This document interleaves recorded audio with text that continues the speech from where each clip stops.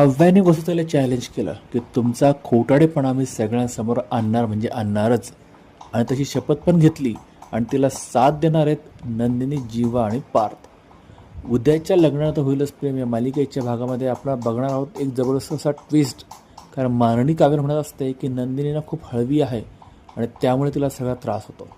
मात्र काव्य म्हणते मी मात्र खमकी आहे ना, मी माझा खमकेपणा सगळ्यांना दाखवतेच, आणि तो पण आजच. आणि तिकडे आपण बघतो की दीपकने वसुतेला फोन केला आहे आणि तो तिला सांगतो की नंदिनी स्वतः निर्दोष आहे हे कधीही प्रूव्ह करू शकणार नाही.